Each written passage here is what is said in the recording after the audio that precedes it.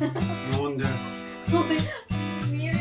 So, just for a disclaimer, Shohei is a Japanese and I am a Filipino, and we have been in a relationship for almost 7 years.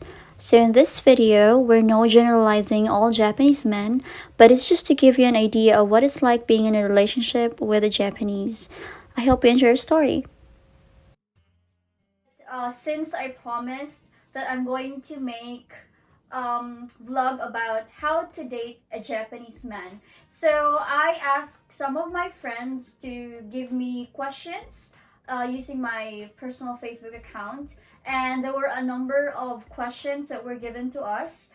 The questions were actually addressed to me, but I think it would be fair to also ask those questions to my partner, since relationship is like two people together, right? So it's not fair if I'm the one who's going to answer all of those questions. So for today, we are going to answer those questions about relationship, about dating a Japanese man, but at the same time, we are going to eat this food from Jonathan's. It's good to talk about those relationships, so those kinds of topics while eating. So yeah, let's enjoy eating and while answering those questions. The first question: how did you guys meet? He doesn't want to say it, but we actually first met through online. I was teaching in an online school, so I was an English teacher. My students were Japanese, so that's where I first met him. But he was still my student. But we met in person in Zamboanga. We were not boyfriend and girlfriend yet. We just want to meet personally. I know that there was already connection between us. The story was like this. He booked a lesson around midnight. My internet connection was kind of weak, so we couldn't hear each other. And I was so sleepy at the time, so I fell asleep while having class with him. So bad teacher. So what I did was, after the class, I told him that to compensate for what I did, I will give him an extra 30-minute lesson after my last class. Yeah, when you suggested the additional lecture, yeah, I didn't have any reason to refuse, because anyway, I was planning to be awake until the late night. Right? I wanted to watch baseball game at that time actually, so I was planning to be awake until the early morning, probably on the day. So it's so coincident, right? Yeah. Coincidentally, I didn't have any plan on the next day, so I was planning to be awake. And yes, the network. Relax. No wonder. me relax. Yeah, that started the story. Okay, so the next question: is he your first boyfriend? He was in a 4-year relationship with a Japanese girl, and I was in a 6-year relationship with a Filipino man. Yeah, though it's not the first time, but I feel like it's the first time to fall in love deeply. Oh, okay. Yeah, same is true with me. I started having a relationship before too young. My previous relationship was like full of insecurities. So I think this is really the first true love that I have. Pure and mature kind of love. Why did you choose him? Why? Why? When you fall in love with someone, you don't really have a lot of reasons, right? You just feel it. Maybe that's how I love. I don't really get to have a lot of reasons, just I really fall in love. Why did you choose me? Because I felt like it's a perfect relationship and perfect love. So I really thought that I cannot find anyone else like you if I miss these opportunities. Sweet. The thing that really attracted me most, I think, is his personality. He's super kind. He's super respectful. You don't really get to see him shouting at you. I'm like more on fire and you're like more on water. Like a so calm type, and I'm hyper kind. So if I find someone who's also hyper, both of us will clash, right? It needs balance. In a relationship, it needs balance. And I think I found someone who really complements me a lot. the water can seize the fire. Yeah. Yeah, we don't even quarrel much. I mean, I can only count. How many years have you been together in a relationship? 7th year. 7 years. 7 years. So 4 months more and we will turn 7 years. Yeah. Almost 6 years of being in long distance relationship. Only just last year when we first started to be really together. I mean, we lived together for 1 month in Germany back then, but it was just a month. Still, we had to go through the challenges of being in a long distance relationship, right? How is it different dating a Filipino?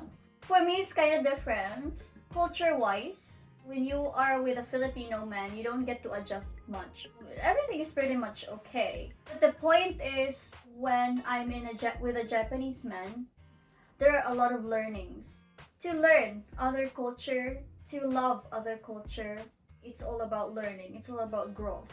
At that time, honestly, at the time when I was still with a Filipino man, I felt the need of going out of my shell. Like, to be honest, I felt so stagnant at the time. I don't feel like I'm growing.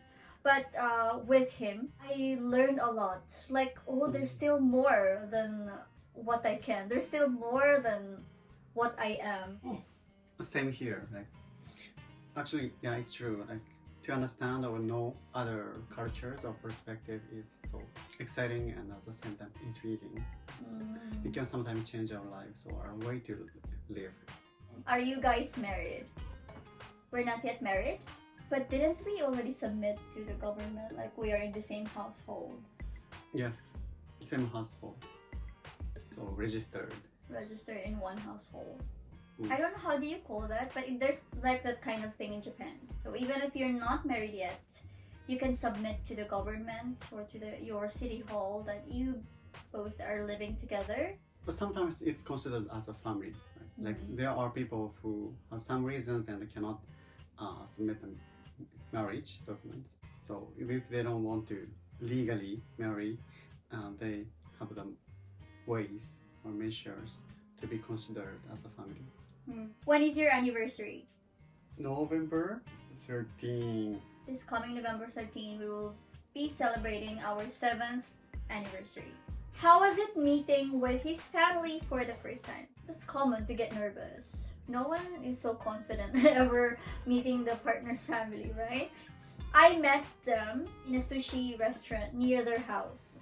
I first met them, it was really like that, and then they told me to sit down and we chose sushi and Jiko Shokai. The introduction of course is there, so I get to introduce myself in Japanese, little Japanese. Like, he already taught me how to introduce myself in Japanese because his parents can understand English, can speak a little, but you know, it's really not their language, so they don't really get to speak a lot.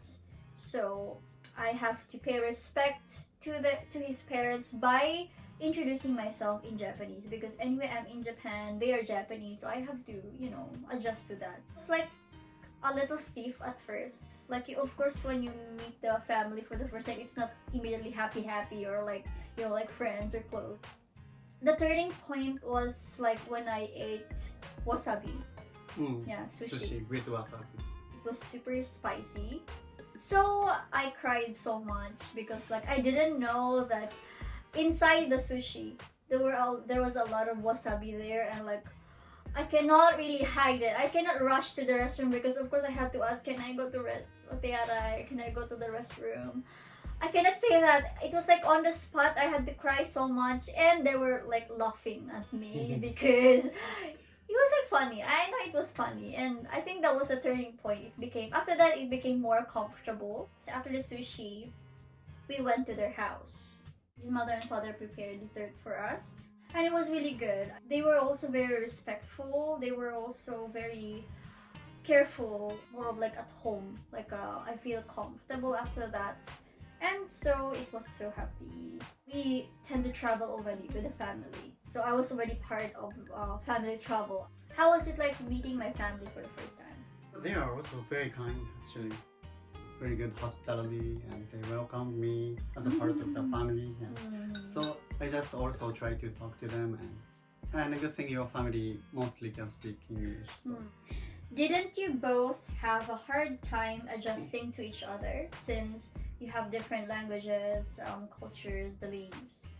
Yeah, of course we have. But that is also the points I got amazed from you. Like, you're so patient and like you can adapt and trying to understand. At least, yeah, between cultures there are a lot of differences and there are things we cannot understand sometimes. But however, you started from the point of like supporter, so not refusing immediately, like trying to understand and support. I think you are an educator and I'm also kind of educator in some field, but we have to be learner to maintain the relationship. Yes. So of course I had a very hard time. It's our first time to have to be in a relationship with a foreign partner. So we both had to adjust. Even until now we are adjusting, right? Even if we're already in our 7th year, there are still a lot of things that we haven't discovered much yet. Like we are yet to discover. Like every time, every moment, every day, we discover new things, from each other. I will actually make a different vlog about the cultural differences. But one thing that I really noticed, usually in the Philippines, we text immediately, we update each other.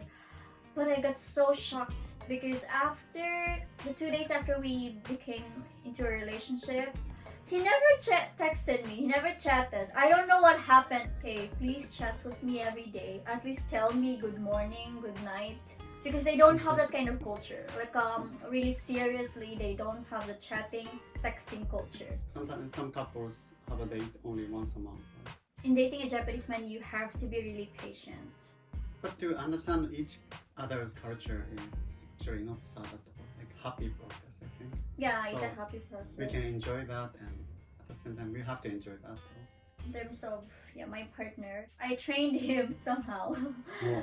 After that, maybe we chat every day already, right? And especially after many years, we chat, we connect every day, like even before I came here, we connect 24 hours, to be honest.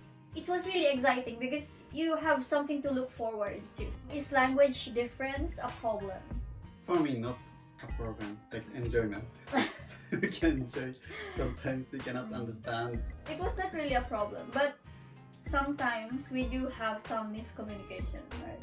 Like there were times I don't want him to use certain English phrases. There are English phrases that he cannot get, or he would say some English phrases that I cannot get as well, so we get some clash over it. Generally, it was never a problem.